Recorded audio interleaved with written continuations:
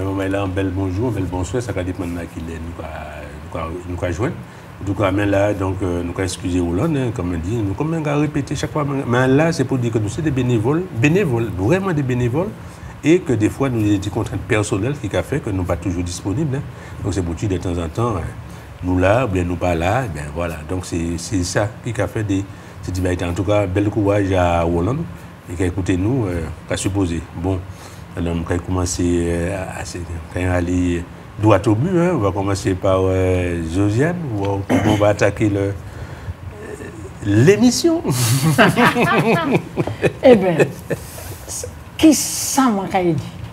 Bonsoir, déjà. Bonsoir, moi. Bonsoir, Karine. Bonsoir, Claude.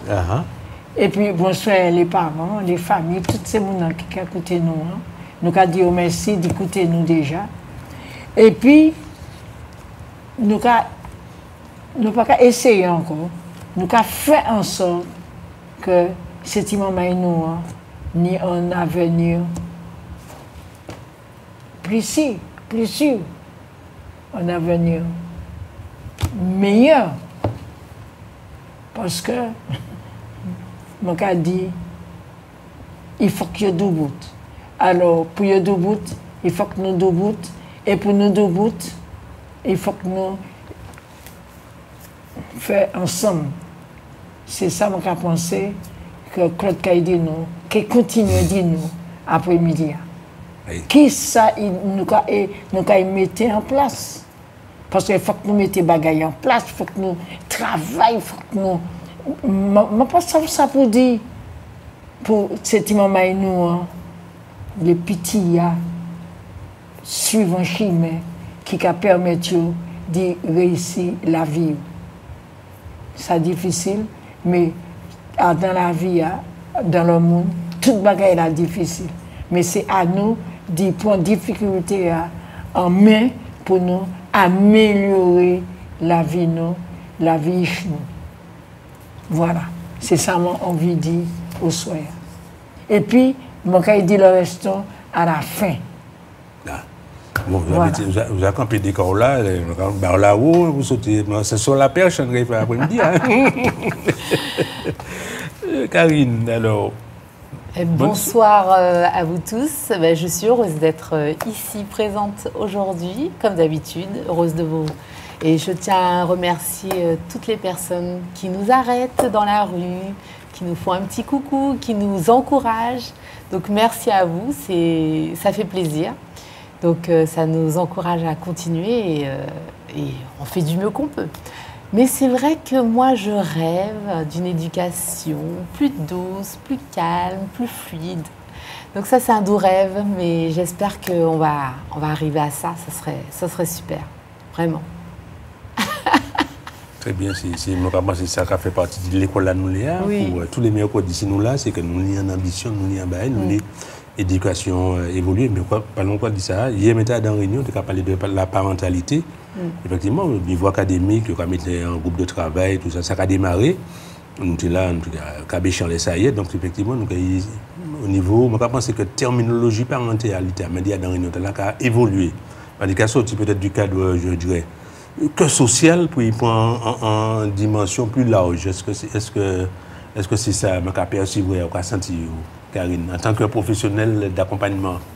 Alors, pour moi, la parentalité, le soutien à la parentalité, c'est vraiment dans un but de bien-être, aussi bien pour le parent que pour l'enfant. C'est ça l'objectif, en fait.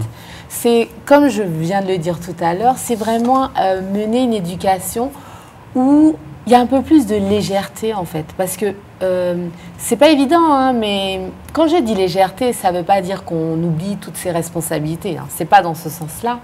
C'est dans le sens où soyons plus à l'écoute de nous-mêmes, soyons plus dans la sincérité et l'amour. Je vais revenir sur l'amour. Je pense que si on a si on essaye de développer en nous l'amour vraiment sincère, profond, ça va développer plein de qualités en nous, en fait, au niveau de la patience, au niveau de l'écoute, au niveau de la compréhension. Et vraiment, c'est ce à quoi moi je mène en fait. C'est-à-dire que lorsque j'accompagne le parent, je m'adapte à vraiment sa situation particulière et j'essaye de l'encourager, de lui dire bon ben ok, peut-être que ça s'est fait comme ça à un moment donné, mais on peut peut-être faire différemment. Et en fait, je suis là pour je suis pas dans un jugement en fait, je suis là pour pour accompagner et toujours dans une bienveillance et une écoute pour le parent. Et comme je dis, à partir du moment que le parent se sent bien, ça influe automatiquement sur son enfant et sur la relation que le parent va avoir avec son enfant. Donc moi, je suis vraiment pour ce bien-être parce que c'est important que chacun d'entre nous nous sentons bien là où nous sommes. Aussi bien les adultes que les enfants, pour avoir une société en meilleure santé. Je pense que c'est possible d'être heureux, en fait, malgré tout. Bien sûr qu'il y a des difficultés, qu'il y a des problèmes autour de nous, bien sûr qu'on passe par là. Mais le plus important en tant que parent, en fait, c'est de développer cette force que l'on a en nous. Parce que je suis sûre et je suis persuadée que chacun d'entre nous avons une force intérieure en nous, mais que parfois nous n'arrivons pas à la déployer parce que parfois nous nous laissons submerger par les problèmes, par les difficultés, aussi par des fois un passé que nous avons qui est lourd.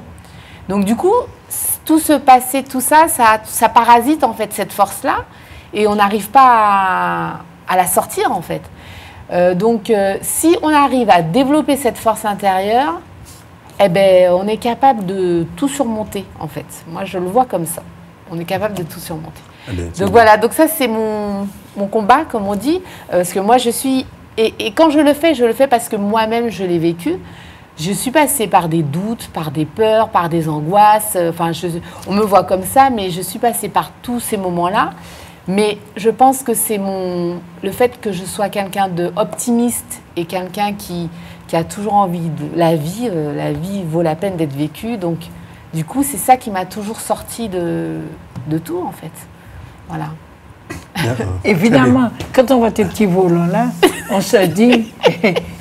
Tu parles des volants, précise bien de quel volant tu parles. De ma tenue. De sa tenue vestimentaire. D'accord, oui, il faut préciser. Voilà, tu vois, voilà. Je suis légère, tu vois. On se dit qu'elle est légère, elle fait les mangelets. C'est sur ce mot-là que j'allais rebondir, parce que hier soir, il y avait un webinaire. Tous les mois, à peu près, on essaie d'organiser un webinaire sur des thématiques au niveau de l'UPM. Avec les parents, il y avait une rencontre avec les parents et un coach. Et il y avait un parent, à un moment, qui disait effectivement que il mettait trop de pression, le parent mettait trop de pression là, par rapport à ce que disait le coach ou la coach. C'était une dame, mais elle disait effectivement, comme tu dis, il faut s'appuyer sur les points forts. Il faut s'appuyer sur les points forts de l'enfant pour rassurer, pour lui permettre de progresser, de lui donner des objectifs simples pour lui permettre de progresser, de s'appuyer. Et puis la maman, dans cette intervention, elle a reconnu effectivement qu'elle mettait une pression énorme sur son enfant, quoi. C'était beaucoup de restrictions alors que l'enfant lui demande un peu de liberté, un peu d'aérer un petit peu son espace. La maman a reconnu qu'elle faisait peut-être fausse route. Par exemple, permettre à l'enfant d'aller au cinéma avec ses amis, aller à sa rencontre, le déposer. Donc, la coach lui donne des conseils, justement pour introduire cette notion de légèreté-là quand même dans l'éducation. Il faut maintenir. Il ne faut pas avoir une pression, une lourdeur permanente sur l'enfant, sinon on l'écrase. Ben, en fait, je pense qu'il faut que, avant tout, parce que parfois on se concentre sur l'enfant. C'est ça. Mais déjà, toi, en tant que parent, qu'est-ce que tu mets en place pour déjà t'alléger? Parce que si toi-même, en tant que parent, tu n'es pas léger, tu n'es pas fluide, tu n'as pas un bien-être en toi, tu es stressé, tu es fatigué, sans le vouloir... et bien sûr que le parent le fait pas mal, hein, puisque quand un parent veut que son enfant réussisse, il le fait pas mal. Hein. Mais c'est vrai que sans s'en rendre compte, effectivement, il veut bien faire, bien sûr. Il veut bien faire, mais le fait d'être en pression comme ça, ça joue effectivement sur l'enfant et sur son bien-être. Et le parent, du coup, parfois à trop vouloir bien faire, sans le vouloir, on fait tout le contraire. Et c'est pour ça qu'il faut vraiment trouver un équilibre entre, effectivement, les apprentissages de l'enfant, donc bien sûr veiller aux apprentissages et accompagner son enfant dans les apprentissages, mais aussi veiller à ce que l'enfant ait aussi des temps ludiques, de loisirs, pour que l'enfant puisse aussi s'aérer, aérer son esprit, évacuer, parce que si l'enfant est trop sur les apprentissages, ça n'avancera pas et il n'arrivera pas à apprendre, il y aura des blocages. Alors que si vous trouvez un équilibre entre les deux, et puis même si vous sentez aussi que votre enfant, il y a des choses qui n'arrivent pas à rentrer, enfin il n'arrive pas à enregistrer, il n'arrive pas. Parfois, il vaut mieux lâcher, arrêter, peut-être reprendre après, ou peut-être à un autre moment. Ou par un autre biais ou quelqu'un d'autre. Voilà, parce que c'est contre-productif en fait, c'est contre-productif. Donc vraiment, je pense qu'il faut effectivement qu'on soit un peu plus léger. Et puis aussi, qu'on n'oublie pas que nous-mêmes, nous avons été enfants. Parfois, on oublie ça. On oublie, en tant que parents, on est tellement, on veut tellement bien faire, mais on oublie que nous-mêmes, nous avons été enfants.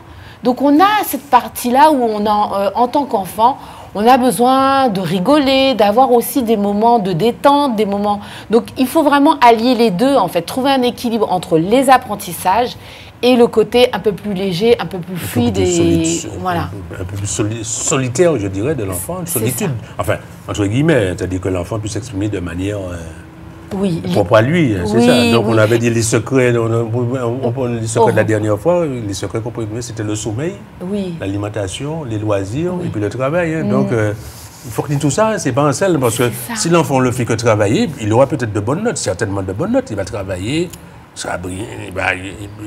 Du point de vue scolaire, ça ira, mais peut-être que du point de vue social, il y aura peut-être des difficultés. C'est ça. Et puis peut-être qui peut être encore plus néfaste par la suite. Oui, et puis il peut avoir un dégoût après. C'est ça. Il peut avoir un dégoût, il peut avoir... Parce que parfois, il y a des enfants aussi qui, pendant toute leur année, leur âge, enfin tout leur développement, vont aussi travailler pour le parent. Hein. Et vous avez beaucoup d'enfants qui mènent parce qu'ils voient que ça fait plaisir aux parents, ils voient... Donc ils ont la motivation extrinsèque, la motivation vient de ça, pas de lui-même. Voilà, ça vient pas de lui-même. Et du coup, quand ça arrive comme ça, au bout d'un moment, il risque d'avoir un craquage en fait. Ou bien, craquage, l'environnement familial change. Voilà, c'est ça. Ce facteur de motivation externe disparaît. Oui. Donc l'enfant, il est plus motivé. C'est ça. Donc c'est pour ça qu'il faut essayer de trouver vraiment un équilibre, un juste milieu.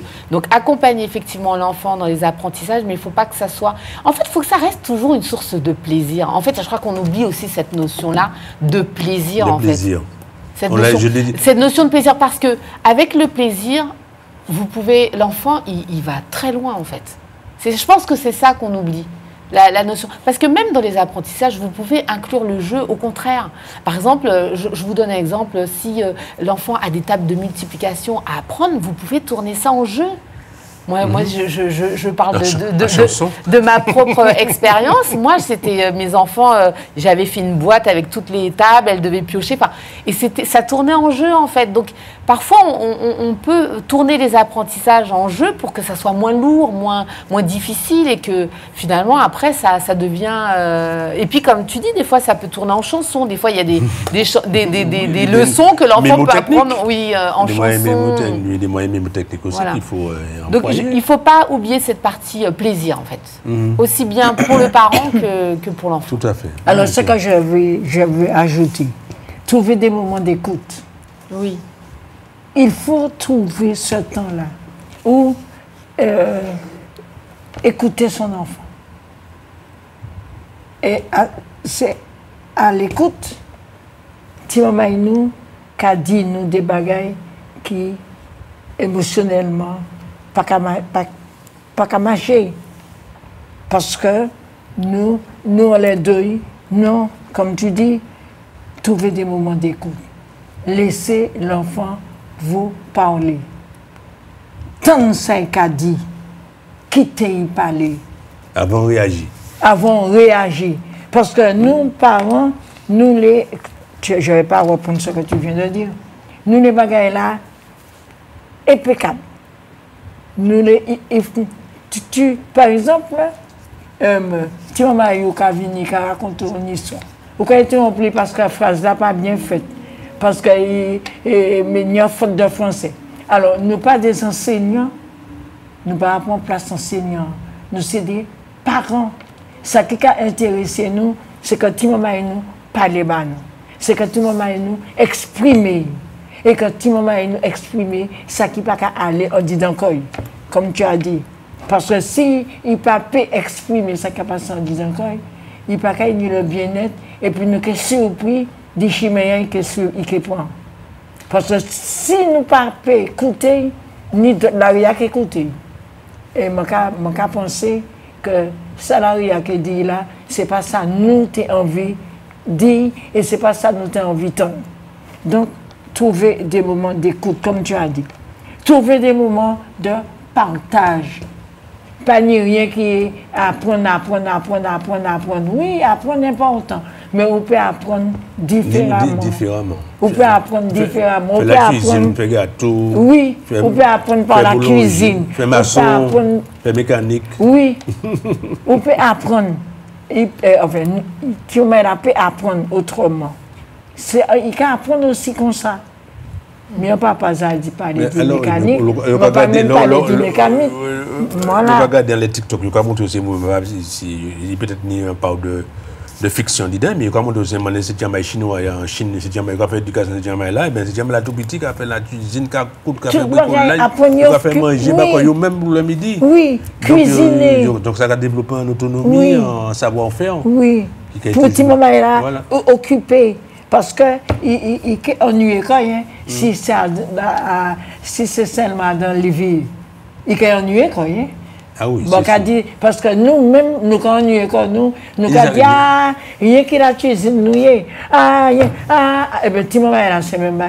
Non, mais c'est qui bien mais la lecture aussi, qui te lit aussi. Non, mais c'est pas ça mon Le qui bien mais lire, oui, mais c'est pas ça mon mais on va rester sur la notion de plaisir. De plaisir, c'est le plaisir. Voilà, dans le plaisir. Voilà. Et je dis, ça fait moins, il faut que tu nous participer à la vie de maison, à la vie de la communauté, à la vie de la vie.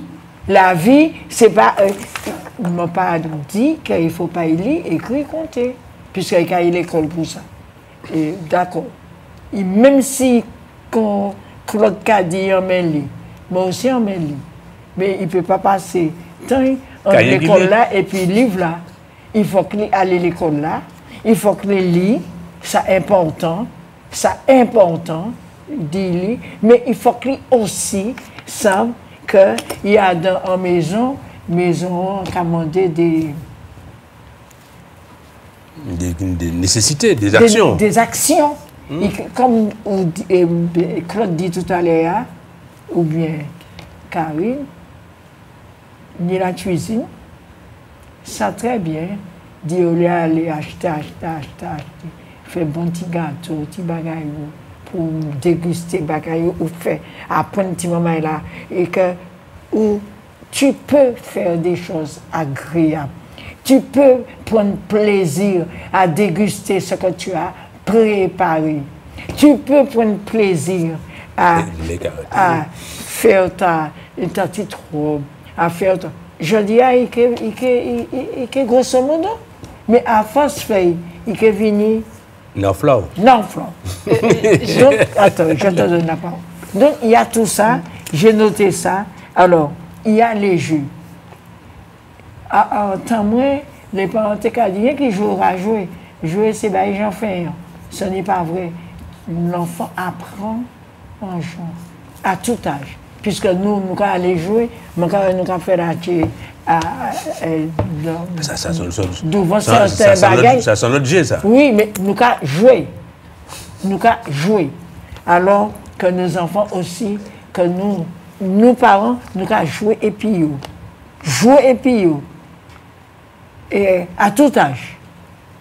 Qui est tout petit ou bien. Ça a mis un peu de légèreté, dans les relations. Oui, m'a écrit discuter, poser des questions embarrassantes pour nous savons qu'on est réglé. Parce que l'ARIA a posé des questions, mais il faut que ça réponde. Alors, poser des questions embarrassantes pour nous savoir comment on peut gérer ces questions. C'est important aussi. Ça fait partie de la vie. Et puis, alors nous parler de ça, écoute, partager, discuter, jeu, peinture, tout ça. Et comme dit Karine, tous qui même si c'est l'école là, il faut que nous apprendre un petit moment à faire tout ça qu'il a fait et puis plaisir. Mais ça depuis tout petit. Ce n'est pas les années, à un certain âge là, nous avons forcé faire bagaille. Il faut que depuis tout petit, nous avons grandi et petit moment. Et puis, nous apprendre et puis aussi. Pas toujours faire comprendre que nous savons tout bagaille. Nous ne savons pas tout bagaille. Nous prenons un dictionnaire nous à côté de nous, ou bien un smartphone nous, ça nous pour apprendre et puis aussi. Dictionnaire pas si la mode de Josiane. Dictionnaire pas si la mode. Dictionnaire, mais pas ça, moi, je apprendre ça dans la librairie. Oui, non, mais je dis, je dis, mais non, mais je ne répondre. Non, mais je ne répondre. Tu fais appel à un ami. Mais nous ne répondre. D'accord. Ni Google, mais on peut ni dictionnaire aussi bon papier. Pour travail. C'est ça, moi, je dis. Pourquoi apprendre? Et nous apprendre et puis petit moment. Parce que nous ne savons pas tout. Nous n'avons pas toutes les réponses. Bon. Mais on peut apprendre un peu avec Karine aussi. Karine voulait dire quelque chose. Je voulais juste ajouter à ce que tu viens de dire, de faire participer l'enfant dès le plus jeune âge à la vie quotidienne. Parce que parfois, nous avons peur en tant que parents de confier certaines tâches aux enfants parce qu'on se dit il est trop petit, il ne va pas savoir faire. Mais en fait, en fonction de l'âge de l'enfant, bien sûr que vous n'allez pas lui donner des choses coupantes ou quoi que ce soit, mais vous l'accompagnez en fait. On accompagne l'enfant au fur et à mesure que l'enfant grandit, vous l'accompagnez, mais ne l'empêchez pas de faire parce que sinon il ne saura pas faire. Et quand je dis de faire participer l'enfant à la vie quotidienne dès le plus jeune âge, ça c'est très bien que Josiane tu dis ça parce que je pense que ça sera plus facile pendant la période d'adolescence. Je vais vous expliquer pourquoi. Parce qu'un enfant, à la base, il aime participer, il aime aider. Les enfants, dès le plus jeune âge, à partir du moment qu'ils savent que c'est pour aider papa, maman dans les tâches quotidiennes, ils sont volontaires. Et bien souvent, sans le vouloir, on dit mais non, va jouer, je vais faire tout seul, parce qu'on est dans son ménage, on est dans ses tâches. Par crainte, par sécurité aussi. Oui, c'est pas fait de manière volontaire.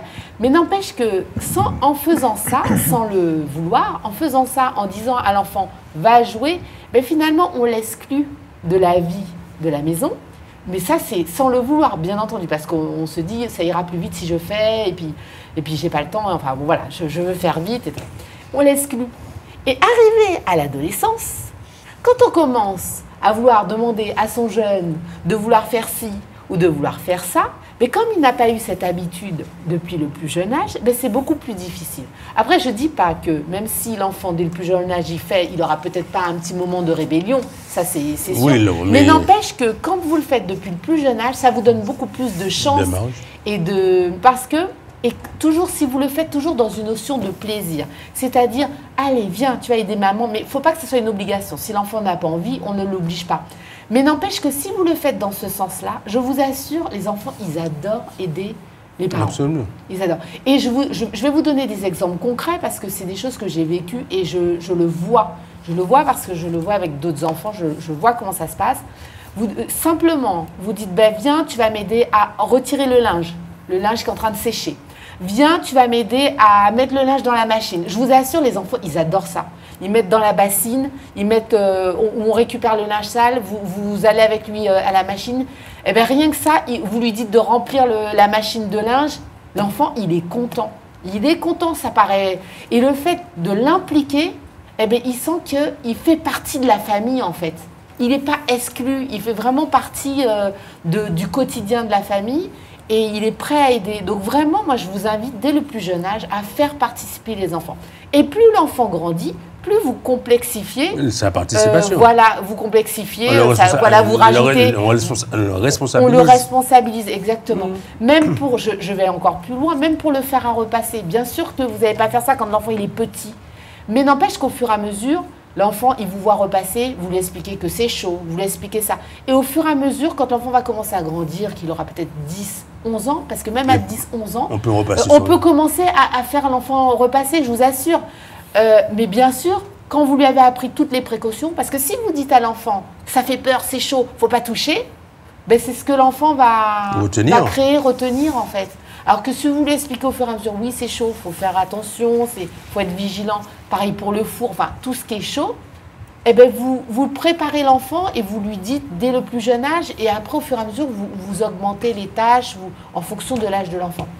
Mais si vous avez cette peur-là, et que du coup, par cette peur-là, ben, vous n'apprenez pas à l'enfant, ben, c'est beaucoup plus compliqué. Et l'enfant, justement, risque d'avoir beaucoup plus d'accidents s'il n'a pas été préparé avant et si on ne lui a pas dit, en fait, on ne lui a pas expliqué. Donc, il ne faut pas avoir peur d'impliquer l'enfant dans la vie quotidienne. Je pense que ça, c'est important. Et parfois, on pense qu'il est trop petit, alors que les enfants, ils ont des capacités, mais vous ne vous rendez même pas compte. Les enfants peuvent vous étonner parfois, hein. Ils font des choses, mais on est étonné. On dit « Ah, mais je ne pensais pas qu'ils pouvaient faire. » Mais oui, les enfants ont de grandes capacités. Mais c'est à nous de leur faire confiance, en fait. C'est ça. Et de ne pas avoir peur. Donc, même si on a peur, on accompagne, on reste à côté, on regarde. Mais il faut laisser faire. Les dangers, on élimine les dangers potentiels. Mais on accompagne l'enfant. Et ça, c'est important, vraiment. Parce que parfois, la peur nous fait que, du coup, l'enfant, il ne fait rien. Du coup, il sait plus rien, il sait rien faire. Et puis, quand il arrive à 15 ans, il a peur, il ne sait pas trop, parce qu'on ne lui a jamais montré, on ne lui a jamais appris. Et puis, il n'a pas envie. Et puis, il n'a peut-être plus envie. Après, il n'a plus envie. Puisqu'on lui a toujours dit d'aller jouer, il n'a plus envie de participer. Lors de la réunion d'hier, j'ai souligné, par exemple, on parlait de la parentalité, effectivement, la présence d'établissement, il faut développer l'ambition. C'est une manière de développer l'ambition de l'enfant. Oui. Plus il sait faire des choses, plus il a envie de faire mieux, plus ça va l'aider déjà à choisir sa voie. Il verra le plus tôt possible que s'il préfère ci, il préfère ça, ça va quand même le projeter dans un futur plus facile. Donc ça développe l'ambition. Donc plus on va impliquer son enfant, paradoxalement, dans la vie familiale, plus il aura des chances de pouvoir, à l'extérieur, de se projeter plus facilement dans la vie. Oui. Parce que celui-là, il a l'habitude de prendre des responsabilités. Il s'est dit, il faut faire telle chose. Sur les faits aviateurs, il faudra apprendre maths. C'est mécanique. OK, mais je me mets dans les maths. Mais s'il n'a pas cette capacité de cette habitude-là de trancher, ça va être difficile. Oui, parce que le fait de le faire participer, ça lui donne déjà les prémices de la vie sociale, en Absolument. fait. C'est-à-dire, quand tu es avec d'autres personnes, tu dois faire ça, tu dois faire ça. Tu es à l'aise, en fait, à l'aise. Voilà, tu es beaucoup plus à l'aise, en fait, par rapport à ça. Et c'est vrai que parfois, je le répète assez souvent ça aux parents, de ne pas hésiter à impliquer l'enfant, parce que, vous savez, des fois, il y a des enfants qui vont...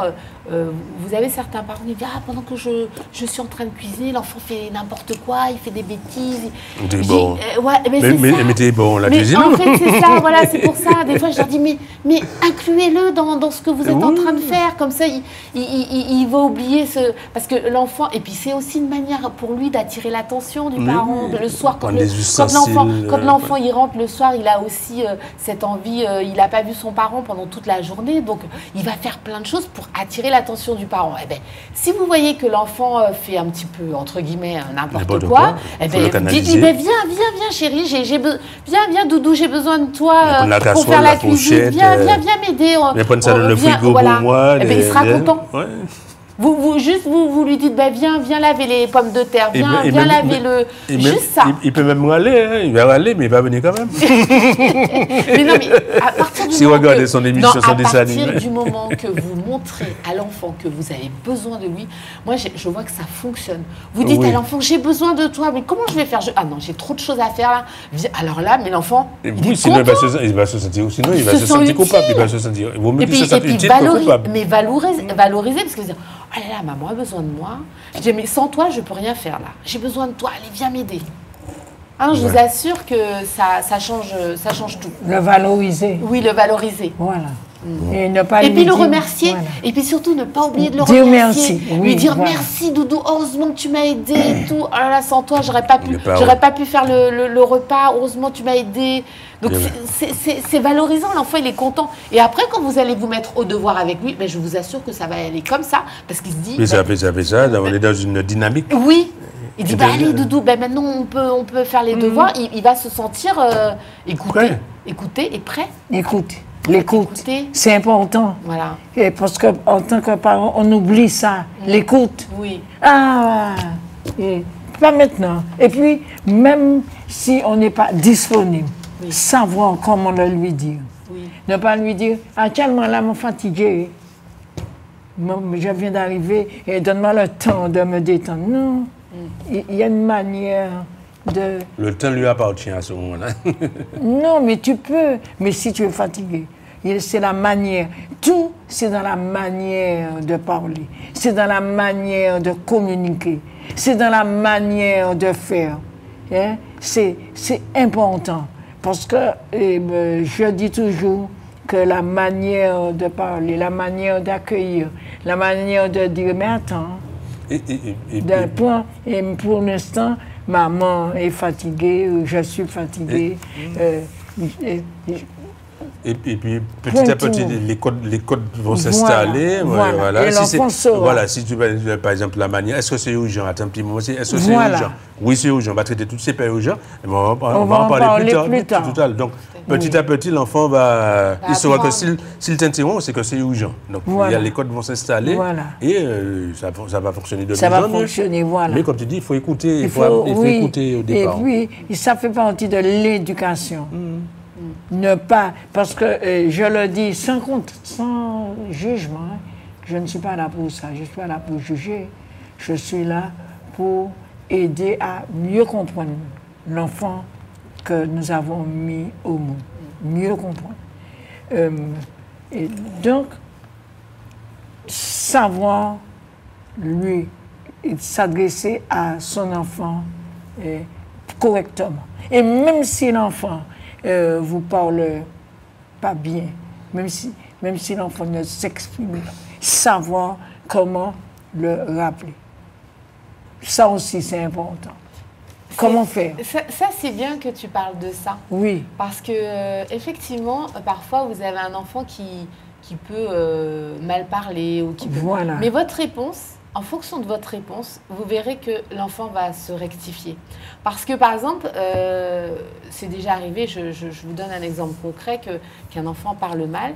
Et moi, personnellement, quand je regarde l'enfant, je dis, mais pourquoi tu me parles comme ça? Est-ce que moi, je te parle comme ça? Voilà. Moi, c'est ce que je réponds à l'enfant. Est-ce que moi, Et puis là, l'enfant, tout de suite, il va comprendre. Tu peux me dire cette chose-là, mais de façon différente, plus gentiment, plus doucement. En fait, c'est ça, c'est la manière dont vous allez regarder l'enfant et que vous allez vous adresser à lui, il va vous renvoyer la même chose. Donc, s'il sent que vous êtes dans le respect et que vous êtes juste... Ça, c'est important. Que vous êtes juste avec lui, l'enfant va tout de suite le ressentir. Et il va se réajuster de lui-même. Ça, Donc, l'enfant ressent si vous êtes dans un respect et si vous êtes juste avec lui. L'enfant le ressent dans votre posture, dans votre façon de lui parler. Et si vous lui renvoyez ça, mais tout de suite, alors que si vous lui renvoyez de manière, entre guillemets, un peu trop virulente, eh ben, c'est comme ça qu'il va répondre aussi après, en fait. Mais si vous, de votre côté, parce que l'enfant, il faut quand même avoir conscience que l'enfant ne sait pas encore bien gérer ses émotions, sa façon de parler, il ne le fait pas de manière forcément intentionnelle, parce que parfois c'est des limitations, il a peut-être entendu d'autres personnes parler comme ça, donc il reproduit. Donc vous, comme vous êtes, c'est vous l'adulte, vous avez cette conscience-là, l'enfant a un côté immature, eh bien vous renvoyez, parce que vous ne dites pas « Ah, il me parle mal », non, au contraire. Là, vous vous dites « Mais je ne comprends pas pourquoi tu me parles sur ce ton. Est-ce que moi, je te parle comme ça? Est-ce que tu m'as déjà vu te parler comme ça? Non. C'est pas agréable de t'entendre parler comme ça. Donc, tu peux me dire les choses différemment. On peut le dire à l'enfant. Mais à partir du moment où vous le recadrez comme ça, de façon gentille et douce, l'enfant se réajuste de lui-même. Et puis apprendre à nos enfants que la sanction existe. Hein? Oui. Alors, je dis sanction. Sanction ne veut pas dire wabap. Des pieds commettent wap. Je prends. Ah oui, tu as des sanctions, Josiane. Tu as des sanctions. Ah non, oui, mais on peut sanctionner là de manière différente. On peut sanctionner de manière différente sans ou moyen. Qu'on dit et les mouna, moi-même qui dit ça. Je ne pas tout sans main. Donc, sanction ne veut pas dire au cours, c'est ça? Oui, c'est ça, moi, je dit. D'accord. Mais exactement. Je ne tout sans main. Comme tu dis, la manière de lui parler. Et puis, tu sais comment sanctionner. Tu connais ton enfant. Tu sais ce qu'il faut faire. Comment il faut lui donner la sanction. Tu sais. Mais attention aussi à nos émotions. Voilà, c'est ça. Impulsives. Oui. Hein? Attention. Et comme tu m'as dit, excessive. Impulsive. Impulsive, voilà. Impulsive. Attention à ça. Parce que on se dit des fois, et puis éviter de vivre avec nos enfants comme des camarades. Oui. Il y a ça aussi. C'est ça. Là, ça, c'est un point de vue, effectivement, c'est très... Il ne faut pas... L'enfant, c'est l'enfant. Le parent, c'est le parent. Voilà, il ne faut pas mélanger les gens quand même. Il ne faut pas mélanger les choses. Voilà. Je ne suis pas ta camarade ou ton camarade. Ou à la limite, je ne suis pas que ton camarade. Que ton camarade. Si tu veux. Oui, on peut être camarade à un moment donné. Mais si je suis que ton ou ta camarade, c'est déjà compliqué. Mais pas camarade.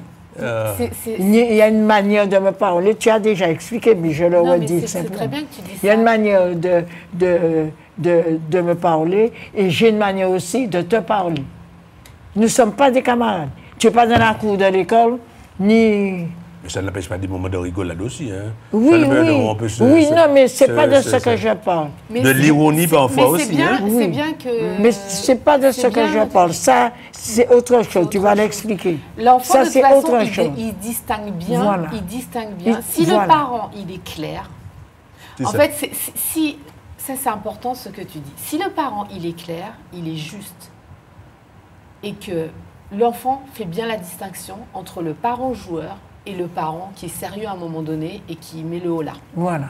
Par contre, c'est très bien ce que tu dis, Josiane, parce que y a des parents qui ont effectivement cette relation de copain-copain avec leur enfant. Attention. Des fois, même symbiotique, c'est encore plus grave. Et le jour où ils veulent, entre guillemets, mettre leur autorité, ils ne comprennent pas que l'enfant n'écoute pas ou que l'enfant se moque, rigole, ils ne comprennent pas. Donc c'est pour ça que c'est bien, on ne peut pas être copain-copain avec son enfant quand ça nous arrange.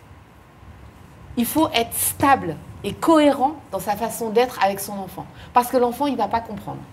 Il ne va pas comprendre si vous avez l'habitude de rigoler parce qu'il a fait ça, parce qu'il a fait ci, parce qu'il a fait ça, et puis que le jour d'après, vous ne rigolez pas pour la même chose, l'enfant ne va pas comprendre. Ah, non. L'enfant ne va pas comprendre. Donc, c'est important d'être cohérent dans sa posture. L'enfant, si vous êtes clair et cohérent dans votre posture, l'enfant fait bien la distinction entre le parent joueur et le parent, à un moment donné, qui est sérieux et qui dit stop et qui met ses limites. Voilà, tu as utilisé un mot important. Dans la vie, il y a des limites. Il y a des limites. Attention. Tout à fait. Donc, il faut l'enfant a besoin de limites pour se construire. Voilà. L'enfant a besoin de limites pour se construire. C'est pas parce que vous allez lui céder tout que ça va aller. Au contraire. L'enfant, si vous permettez tout à votre enfant, vous ne lui rendez pas service. Vous ne lui rendez pas service parce que l'enfant, il vit dans une illusion. Vous faites vivre un enfant un monde d'illusion. C'est-à-dire un monde où il n'y a pas de limite, il n'y a pas de cadre, il n'y a rien à respecter. Et quand vous faites ça, vous fragilisez votre enfant. Parce que quand il va arriver dans la vie d'adulte ou dans la vie de tous les jours, il va se rendre compte que finalement, on ne lui cède pas tout. La vie n'est pas... qu'il y a des frustrations. Les frustrations sont importantes pour votre enfant.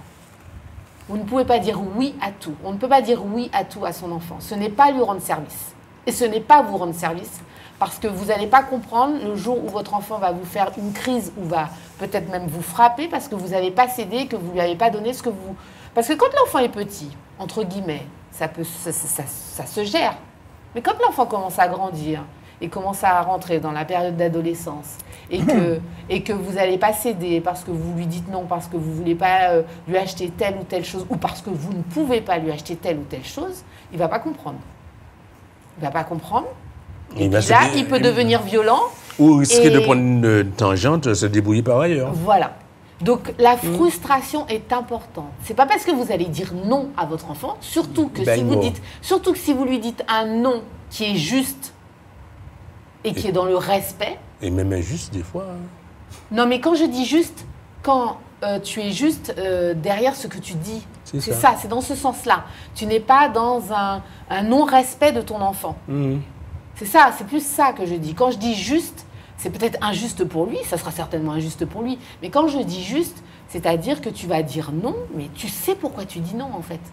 Parce que tu es dans la sécurité et tu ne cèdes pas à tout ce que ton enfant te demande. Et tu ne cèdes surtout pas. Oui, tu ne cèdes pas. Tu ne lui dis pas non. Non, et puis après tu lui dis oui, ou bien après, tu l'appelles. Maman dit oui, papa dit non, ou bien l'inverse. Voilà, il y a ça aussi. Ça, c'est important aussi. Il faut qu'il y ait une cohérence et puis surtout aussi, ça c'est vigilance, quand vous êtes un couple, ne décrédibilisez pas votre partenaire aux yeux de l'enfant, ça c'est important. Si vous n'êtes pas d'accord, vous en reparlez, mais pas devant l'enfant, parce que l'enfant il sent quand il y a des failles, bien sûr que des fois on n'est pas d'accord, mais surtout être vigilant par rapport à ça, ne décrédibilisez pas la voix de l'autre devant l'enfant, ça c'est important. Donc vraiment, on revient sur les limites. Les limites, c'est important parce que vous avez des parents des fois qui culpabilisent quand l'enfant va pleurer. Et l'enfant, il sent si vous êtes dans une culpabilité, il sent. Mais si vous êtes dans un non ferme et que vous êtes au clair avec vous-même, l'enfant, il aura beau pleurer, ça ne changera rien. Exactement. Ça ne changera rien, en fait. Laissez-le pleurer. Ça ne changera rien du tout. Mais vous avez employé un mot limite. Oui, mais c'est important. Non, mais c'est pour faire la transition. Oui, on arrête. Vas-y, donc je m'arrête. Vas-y, et j'avais souligné un truc aussi. On franchit les limites, vas-y. Oui. Pas les limites, hein. Peut-être que ça fait partie des limites. Je vais souligner un truc aussi. Ça existe encore chez nous. Les comparaisons d'enfants. L'intertenir la jour, il te dit qu'à faire ça. Un grand, on passe au con, ou pas ça faire ça. Attention. Oui, mais je croyais que ça avait disparu. Mais ça continue.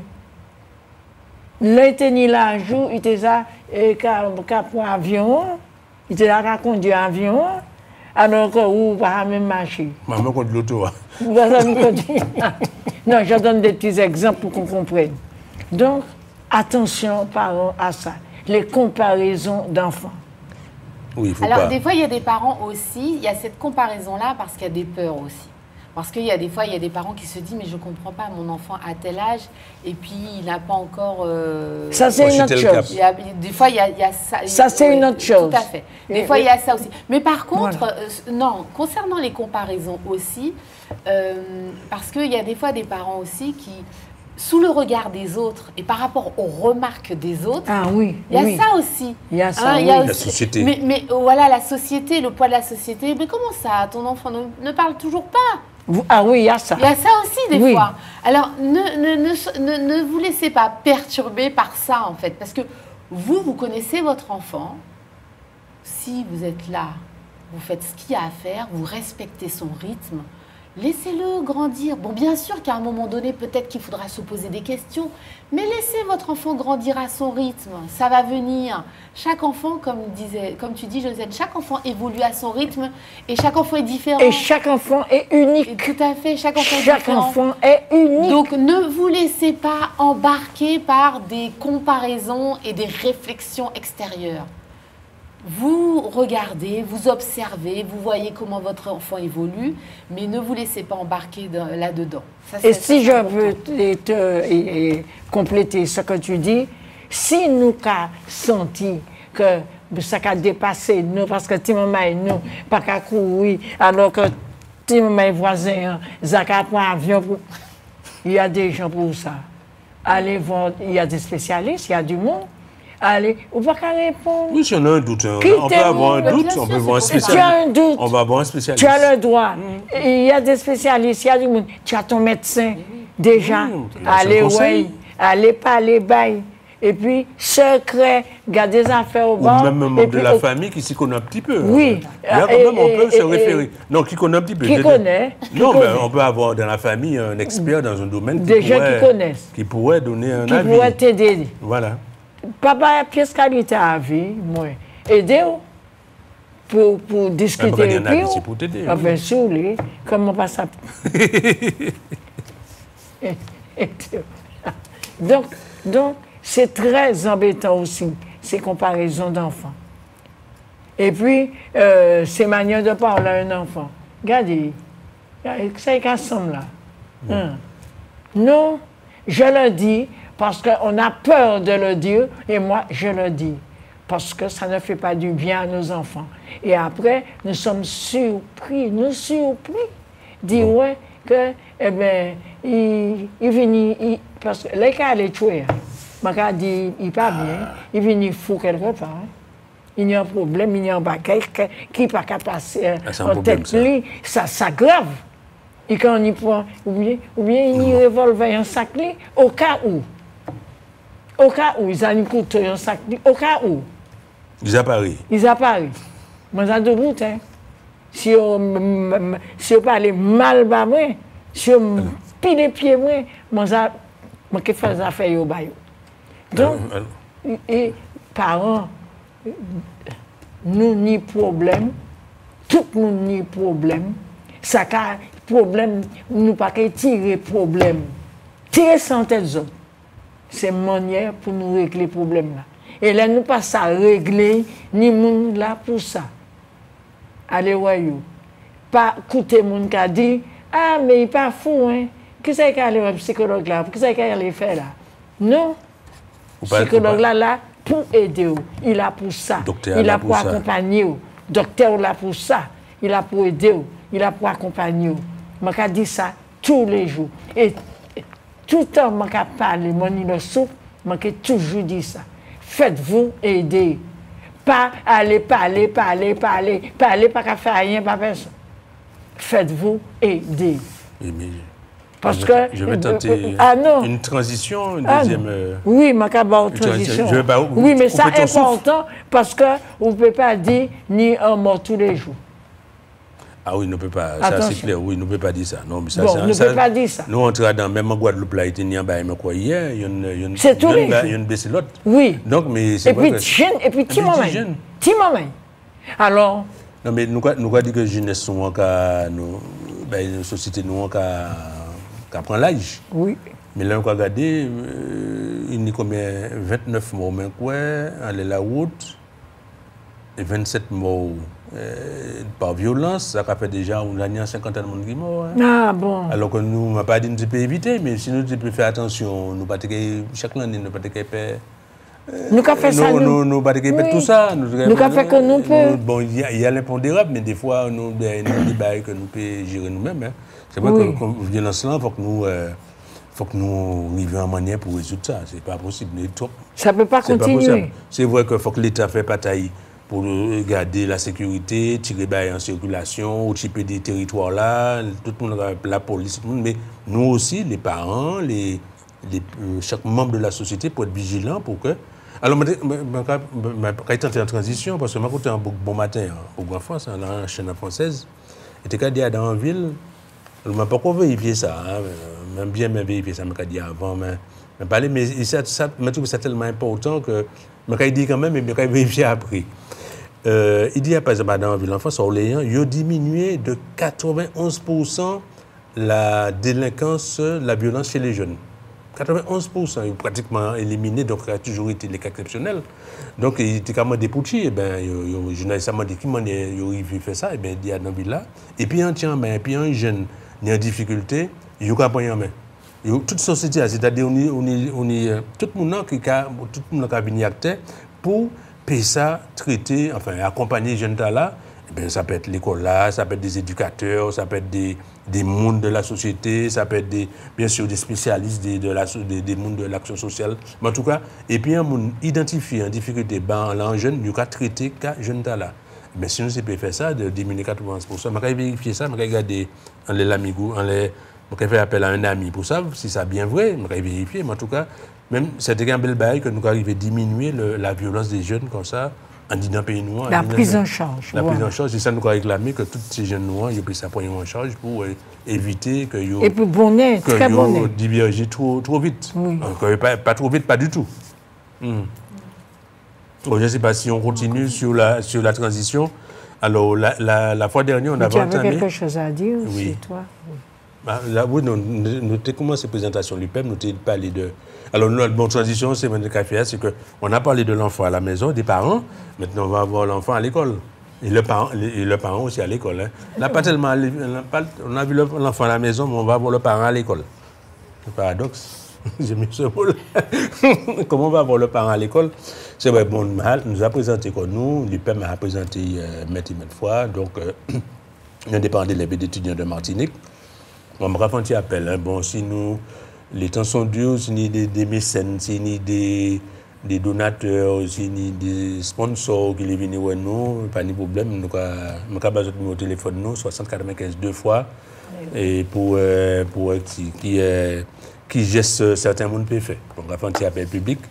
Donc nous avons effectivement un gourmet pour pas gourmet, mais pas un thème là, puisque il ne faut pas nous parler de la violence. Nous avons œuvré, c'est plus gentil. Pour que justement l'école là vienne en lieu de poursuite. Ce n'est pas l'école là seulement qui peut faire l'éducation, mais c'est un lieu, un chemin, en voie, en l'éducation, c'est mon mail là. Alors, bientôt va venir un sanctuaire, comment il y a dit ça? Un arbre de paix, un sanctuaire? Oui, un arbre de paix. Si nous les. Si nous les, oui. Un arbre de paix. C'est ça, l'école là pour être ça. Pour être ça, oui. Un lieu de bouillon pour les cerveaux bouillonnés, pour parler d'une université nous bien, pour la bouillonner, la prend encore, nous avons senti la pas bouillonner, mais au sens propre, hein, pas sentir une énergie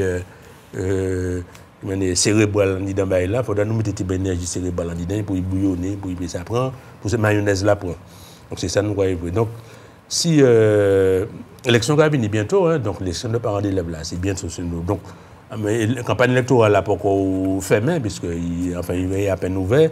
Donc, puisque nous parlons quand même point des risques sur des voies publiques, hein, puisque c'est là quand même réglementé. Mais en tout cas, il y a une élection de parents d'élèves le 11, le vendredi 10 et le samedi 11 octobre à venir. Donc, quand même, c'est une action démocratique. C'est un bail qui est important pour l'école là, justement. Et c'est à un moment là, les parents qui ont positionné pour être candidats en les conseils d'administration. Il y a un lycée électoral qui a passé, des côtés ils ont distribué, des côtés ils ont mis ça. Alors, mais un peu les rectrices là quand même, hein, en phénomène hier. En parlant d'élèves, tu as demandé, tu as dit nous, est-ce que, parce que nous avons un souci dans les élections, un souci matériel. Alors nous avons constaté que nous avons imprimé des professeurs de foi. Si Jean-Michel nous a présenté un professeur de foi, nous, pour un professeur de foi, pas nous seulement, mais en tout cas toutes les associations, il y a plusieurs associations qui ont présenté quoi.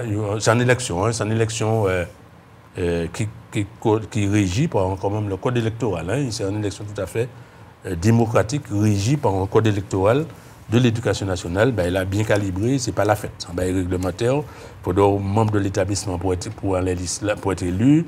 Il faut être éligible. Hein, faudra électeur. Pour être électeur, il faut donner un petit mamaï ou bien on a la responsabilité parentale d'un petit mamaï en disant l'école là où il y a. Pour électeur, et enfin aussi électeur, ça veut dire éligible. Donc il y a dans la liste électeur là, il y a prendre des candidats, chaque association va prendre des candidats, et puis il y a les élections. C'est une élection, me disons, comme toute élection publique. L'élection est calibrée, on y a des procédures, on y a des dates, on y a des formats. il y a une réglementation et puis c'est possible même prudent en les ça nous va faire.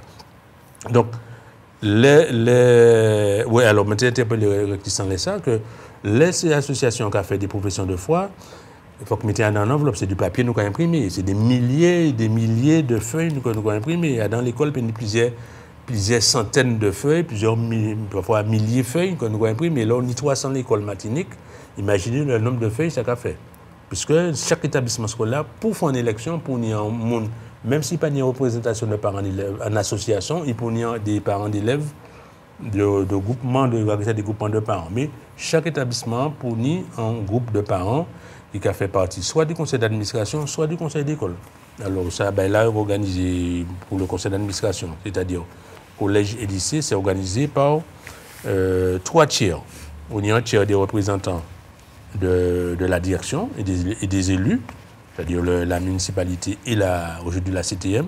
On y a un tiers des professionnels enseignants.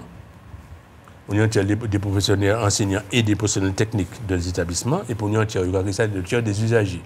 Le tiers des usagers, c'est les parents d'élèves plus les élèves. Donc, là où il y a des élections là, on a 2 catégories qui ont fait élection. On a les représentants des enseignants qui ont fait côté élection aussi, et pour les représentants des parents d'élèves aussi qui ont fait taille. Donc, un tiers du conseil d'administration qui a allé. Alors, moi, je l'ai dit pour ça. Donc là, on a fait l'élection, on a fait les positions de foi. Et nous avons constaté que ces milliers de feuilles là, ces milliers de papiers qui sont imprimés là, c'est simple. Hein? Des fois, nous avons compté, comment dirais-je, dans le primaire, on a 42% à peu près de parents qui ont voté. Là, on a passé au collège, il y a des centimes, on a passé 10%, on a passé à 32% des parents qui ont voté. Là, on a passé au lycée, on a passé encore 10%, on a passé à 25% des parents qui ont voté. Et des fois, là, on va aller au lycée professionnel, on n'a pas même 7% des fois des parents qui ont voté. Donc, on travaille là. Donc, alors, même si on est 1%, même si on est 10 parents, les 1000 qui ont voté, on est obligé de faire les professions de foi, on est obligé de faire tout le matériel de vote là, c'est une élection. Donc, nous demandons pour essayer de changer la loi, par exemple, pour les professions de foi, pour ne pas imprimer, parce que ça va coûter, nous, ça va coûter l'activité. Et puis, nous avons trouvé, pour nous faire un numérique, puisque aujourd'hui, il y a un numérique là, pour au moins diffuser, même si on imprime les bulletins de vote, mais peut-être diffuser les professions de foi, en tout cas, de manière électronique, parce qu'à présent, tout le monde a carré sous en baillot, en l'importable, pour essayer de faire ça. Donc, il y a ça. Donc, là, nous avons une élection cabinet, mais là, il est trop tard pour porter cause d'autres candidats, mais toutes les listes à boucler, à présent, quasiment toutes, hein. J'ai très peu qui n'êtes pas bouclées, date limite là qui a commencé à arriver pour certains établissements. Donc, ça me rend quoi, c'est les parents, il faudrait voter. Donc, quand ils sont un matériel de vote là, demandez si tu as mail aux autres là, est-ce que vous avez une enveloppe là, est-ce que vous avez pour préparer aux autres. Les autres peuvent aller aussi voter dans les établissements scolaires. Donc, c'est un acte important pour justement qui va permettre aux tiers des parents du conseil d'administration, par exemple, de définir de participer aux orientations d'établissement, hein, règlement intérieur, le prix des repas, l'ouverture ou la fermeture des sections, le port de l'uniforme, les modalités vraiment importantes de l'établissement. C'est à ce moment-là que ça se décide. Donc, c'est déjà, tout ça se traduit par le fait d'avoir des représentants de parents et de personnel dans les conseils d'administration. Donc, c'était ça en premier préambule. Donc, c'est une instance. Alors, ça me dire, ça, c'est une instance de l'établissement. Le conseil d'administration, on y d'autres commissions. Alors, on y la commission permanente. Alors, la commission permanente, c'est des gens qui sont élus au conseil d'administration qui a fait une dizaine de monde. Au conseil d'administration, c'est 24 monde, comme ça. Donc, on est en commission permanente qui a pris quelques monde dans le conseil d'administration qui a fait pour préparer. C'est même était obligatoire, mais il n'est pas obligatoire à présent. Car en tout cas, s'il y a une commission permanente qui a préparé un peu les conseils d'administration, les grandes problématiques, qui a parlé de ça dans un groupe de travail, on a dit ça, et puis après, on a débattu de ça dans le conseil d'administration. Dans le conseil d'administration qui a fait 2 ou 3 fois dans l'année. Donc là, c'est même la radio, pas ni temps, il peut aller aux élections, c'est pas un travail, hein. C'est un bénévolat, c'est au moins 2 ou 3 fois dans l'année qu'on y a un conseil d'administration. Bon, s'il y a un exceptionnel, bien sûr, on n'y a un machin, mais exceptionnellement, c'est l'exception de l'exception. Le conseil d'administration, toujours des membres, le conseil de commission permanente, ou le conseil de discipline. Alors, c'est un bail qui est important. Alors, le conseil de discipline, c'est une émanation des personnes élues au conseil d'administration. Donc, on voit bien le conseil là, quand même. Alors, on va faire un petit rappel. On a deux notions. Pour la notion de conseil et la notion de commission. Alors, il y a une petite différence subtile entre les deux. En commission, on va prendre des avis, on ne va pas le dire avis tout à l'heure, on va prendre des avis, on va prendre des décisions formelles. Et puis, en conseil de discipline, conseil d'administration, conseil de classe, là, il va prendre des décisions. Et là, il décider, ça conseil a décidé, on ne peut pas changer. Si on veut changer, il faudra aller au tribunal administratif. Ou peut-être faire un recours gracieux, mais à la rectrice. Donc, on fait un conseil établi en bagaille, ça devient la loi. C'est possible que c'est mon élu, dans certains cas. Par contre, le conseil de classe, il n'y a pas besoin d'être élu, mais au conseil d'administration, au conseil de discipline, il faut être élu parce que ça laisse les organes là prendre décision, et les l'autre des fois, il faut que pour contrecarrer, pour changer la décision, tu es obligé d'aller au tribunal administratif, obligé d'aller au tribunal là. Donc, on a montré que quand même important ces instances-là pour ses parents. Et là, il y a toujours dans le tiers là, les parents toujours là, les usagers toujours à former tiers là, là et là et là. Donc, c'est quand même important pour le fonctionnement de l'école. Donc, conseil d'administration, conseil de discipline, on a des commissions éducatives, commissions éducatives qui permettent ces mamans-là, les nids en difficulté, d'éducatif par les jeunes, peut-être même par la famille, par exemple, ou bien en difficulté éducative qui a posé de manière générale, ces commissions-là qui mettent un axe pour traiter les difficultés. On a le conseil de sécurité, d'hygiène et de sécurité dans certains cas, pas toujours.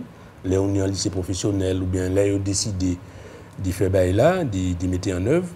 Là aussi, on n'a pas besoin, ça dépend de l'établissement, il y a un élu qui n'est pas élu. On est là, la commission, le CESC, commission d'éducative, de santé et la citoyenneté, c'est ça. Donc, CESC, donc on est là, et bien là, c'est des commissions, par exemple, qui ont fait des projets. Par exemple, dans un établissement, il y a une problématique qui est traitée. Par exemple, le harcèlement, les addictions, la sexualité, dans ces lycées, il y a par exemple des jeunes, donc il y a posé dans la commission là, il y a traité ça en termes d'action, il y a fait des actions. Donc là aussi, les parents qui ont participé, et puis après, enfin, on est le conseil de classe activement plus fréquent, c'est soit par trimestre, c'est côté, soit par semestre, un conseil de classe ou deux.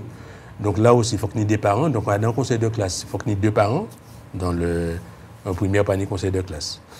Il faut qu'il y ait deux parents, mais souvent, malheureusement, on va trouver les mêmes parents qui ont fait une dizaine de conseils de classe, parce qu'il y a moitié parents. Parce que pour les deux parents, là on y 25 classes, là on y 10 classes. Il faut multiplier par 20. On y 10 classes, on y combien de conseils? On y 3 conseils, ça fait 30. Il faut multiplier, il faut mobiliser chaque fois 2 parents, il faut qu'on mobilise 60 parents. Il ne faut pas trouver toujours les 60 parents mobilisables, par exemple, voilà, dans chaque réunion. Donc, c'est compliqué. Donc, nous avons demandé ces mamans-là à venir voir les associations pour y ça, contribuer, aller à des conseils de classe là, mais pas aller au conseil de classe Tiambaï seulement. Bon, d'une certaine chef d'établissement qui parlait que mon qui est allé dans le conseil de classe là, qui est allé dans le conseil de classe Tiambaï, ça c'est bon, ça dépend, mais il vaut mieux aller effectivement aller en conseil de classe, c'est pas Tiambaï, mais ce qu'on aller dans Tiambaï, pas aller seulement dans Tiambaï, aller dans d'autres aussi. Donc c'est voilà les grandes lignes médicales pour dire rôle parents qui manière parents on dit dans l'école là. Et alors, les parents dit dans l'école là, ça permet motiver cette maman-là. Parce que là, quand les parents viennent dans l'école là, où on vit travailler, où on vit faire un bagage, où on vit participer, où on vit réussir, oui. Où on vit. Parce que, on a senti que les parents ont accompagné, les parents l'ont épris. Puis il a venu à l'école là. Il a accompagné, puisqu'il y a dans l'école là. Non, mais ça en a tout. Hein, c'est important. C'est important que les parents qui ont participé dans les actions, c'est important pour Tiamaïla. Bien au contraire, des parents peut-être qui craignent qu'ils pensent que Tiamaïla, ça pas vrai. Bien au contraire, vous êtes présent, vous avez en anticipation les problèmes Michou, les problèmes Nicolas, et vous avez des informations pertinentes. Ou dans le réseau de monde, ou dans le réseau social vivant, pas virtuel. Moi, dans le réseau de dans le groupe de monde qui aborde des informations, qu'on partager, là, on est réunion et puis parents d'élèves, là, on est réunion et puis enseignants et puis directeur, ou quand même ou là ou présent et tiens mais là ouais, effectivement que parents qui intéressés à ça qu'il a fait, ça a motivé tiens mais là et puis aussi ça a évité, ça a protégé, ça a motivé, ça a protégé aussi parce que tiens mais là, si vous savez que parents tel dans le comité, tiens mais en cadeau, il pas faire la petite petit, il pas embêter choix non plus hein. C'est autres comme a dit savent que n'importe qui les papa au moment de débattre, ça a quand même mis un caractère quand même assez important vis-à-vis de scolarité de maman là. Donc, il ne faut pas hésiter à le faire. Oui. Du harcèlement. Du harcèlement, oui, ça a évité beaucoup de choses. Hein. Et puis, surtout là où on a des prémices, où on a des petits problèmes, où on a des difficultés qui ont venir. Donc, on est en anticipation, on est quand même en capacité d'anticipation. Ouais. Et puis, les parents qui ont recours aussi du comportement de cette maman-là dans l'école. Il n'y a pas qu'à découvrir un jour de violence, que de telle manière ou de telle autre manière, sans pour cela aller trop loin. Ils m'ont pas dit qu'il faut quand même persécuter cette maman-là qui est en difficulté, c'est pas ça m'ont dit. Mais m'ont dit que les parents qui savent que telle difficulté peut exister et qui ça pour mettre en pour faire, qui m'en est pour faire, pas pour éviter, mais pour aider. Aider surtout, aider Timomaïla, mais surtout parents Timomaïla. Parce que moi, je m'ai dit que c'est une grande responsabilité d'être parent. Ah, c'est absolument. Je m'ai trouvé que c'est une très grande responsabilité. Donc, si on peut trouver aide. Que d'être. Elle dit que d'être parent, mais quand il simplifie, une grande responsabilité que d'être. Oui, si tu veux. Donc, je dit que si on peut comprendre déjà comment évolue un ado, vous avez réussi l'éducation. Mais oui.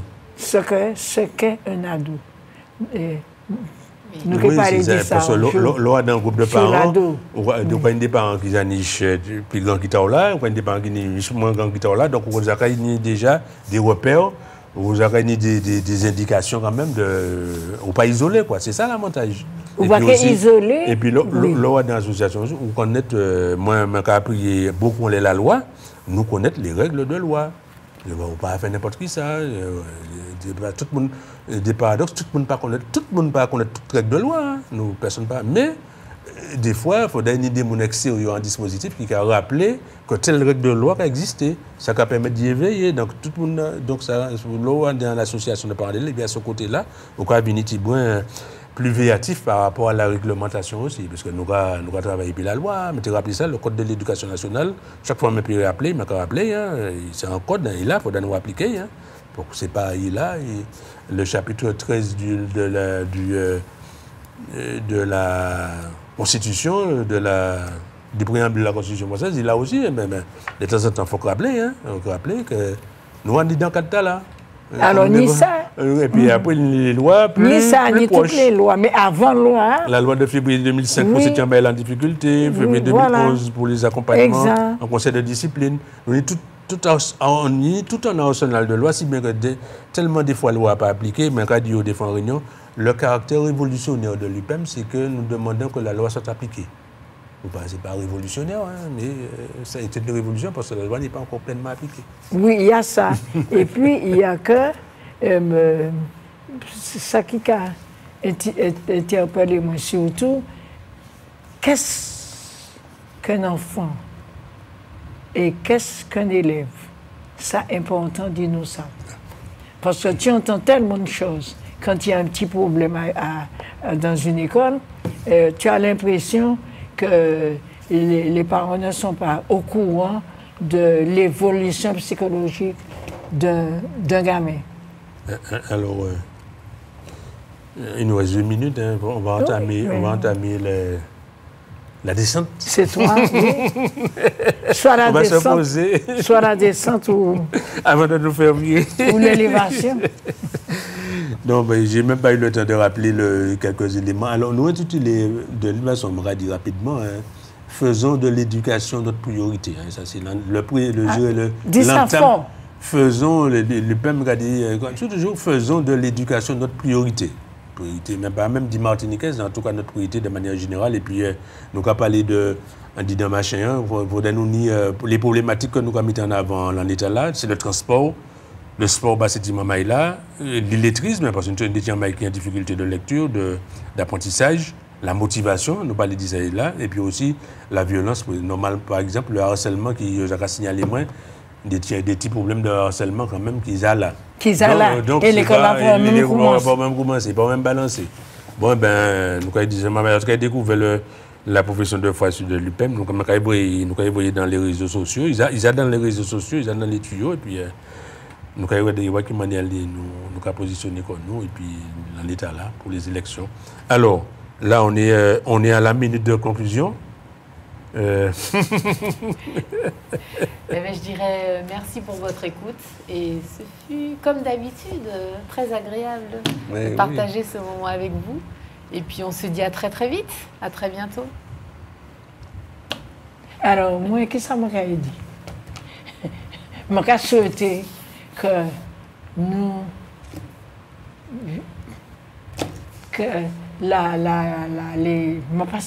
ça peut souhaiter que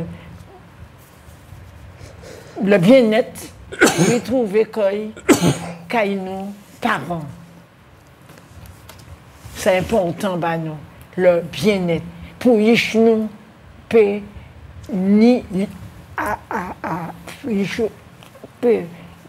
sentir bien.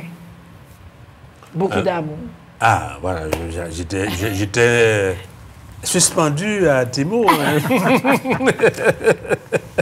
Il attendait le mot magique. Le mot magique. Bon, lorsqu'on entend ça, ça veut dire qu'on n'a plus rien à rajouter. On a vu que Josiane, elle a fait amour, elle a fait bien-être. Le prochain mot sera, tu vas nous dire, hein, si tu vas nous dire A, B, C, tu vas nous décliner l'alphabet. En tout cas, on a là un bel bonsoir, un bel bon moment en tout cas, et puis comme d'habitude, et puis soyons amoureux du bien-être.